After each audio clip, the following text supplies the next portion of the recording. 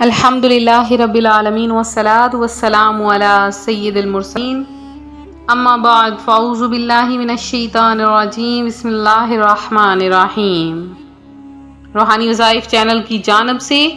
تمام معزز ناظرین کو السلام علیکم۔ روحانی وظائف چینل لایا آپ کے لیے آج ایک ایسا عمل جو آپ کو محتاجی، غریبی، یتیمی سے دور کر دے گا۔ یہ عمل بہت ہی خاص ہے، تو آج کا وظیفہ آپ کے ساتھ شیئر کروں گی۔ اس سے پہلے میں اپنے تمام نئے آنے والے ویور سے گزارش کرتی ہوں جو ابھی ہمارے چینل پر نئے آئے ہیں کہ ہمارا چینل روحانی وظائف کو ضرور سبسکرائب کر لیں اور ساتھ یہ بیل آئیکن کا بٹن بھی پریس کریں تاکہ ہر آنے والی نئی ویڈیو سب سے پہلے آپ تک پہنچ سکے۔ تو ماہ رمضان المبارک میں افطاری کے وقت وہ وقت ہوتا ہے کہ جس میں ہر دعا قبول کی جاتی ہے، اور اگر اس میں بندہ تہے دل کے ساتھ رب کے حضور میں سجدہ ریز ہو جاتا ہے تو اللہ تبارک و تعالی اس کی ہر دعا کو قبول فرما لیتا ہے، کیونکہ ماہ رمضان المبارک تو ہے ہی برکتوں والا مہینہ، اور اس کی تو ہر گھڑی ہی رحمتوں اور برکتوں والی ہے۔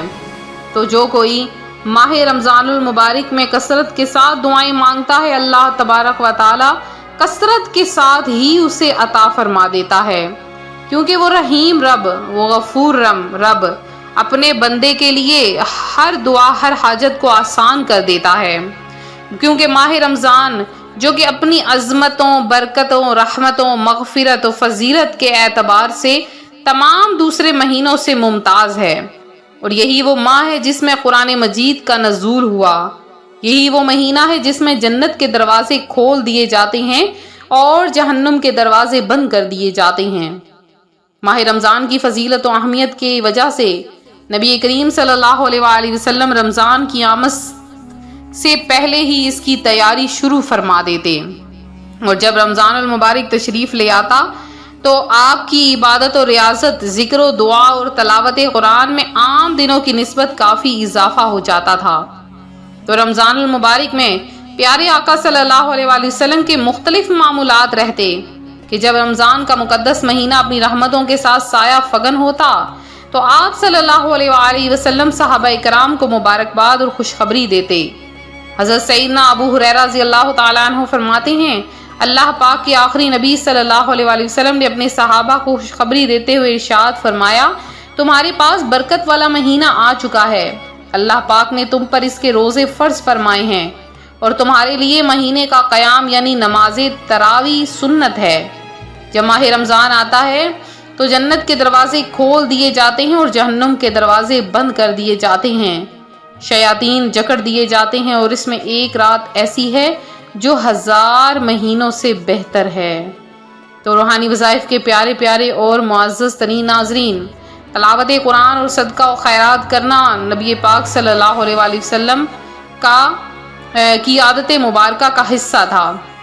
صدقہ و خیرات کا یہ عالم تھا کہ کوئی سوالی در سے خالی نہیں لوٹتا تھا، لیکن ماہ رمضان میں صدقہ و خیرات کی مقدار اور تلاوت قرآن باقی مہینوں کی نسبت اور زیادہ بڑھ جاتی۔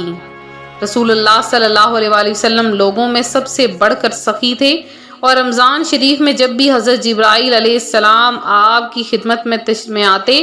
تو آپ بہت زیادہ سخاوت فرماتے تھے۔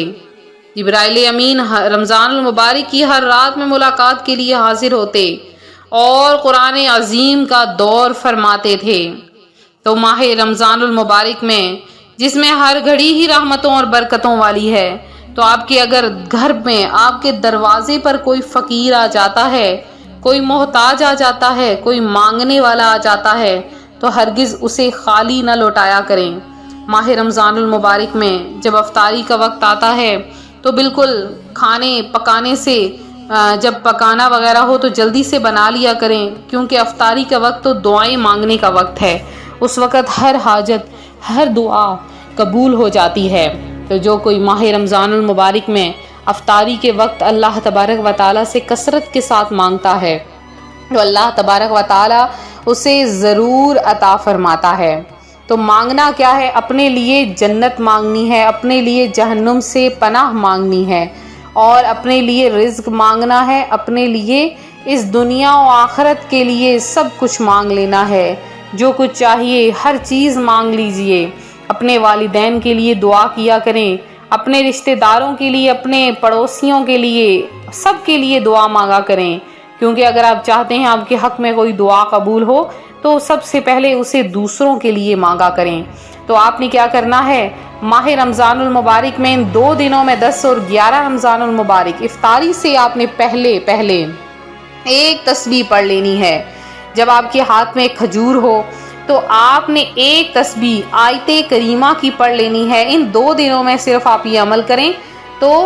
ایک پہلے عشرے کا آخری روزہ اور دوسرے عشرے کا پہلا روزہ، ان دونوں میں افطاری کے وقت آپ نے تمام بہن بھائی ایک تسبیح آیت کریمہ کی پڑھ لیجئے اور کھجور پر دم کر کے کھا لیں۔ اول آخر 3 بار درود پاک پڑھیں اور اس کے بعد آپ نے کیا کرنا ہے، آیت کریمہ یعنی لا الہ الا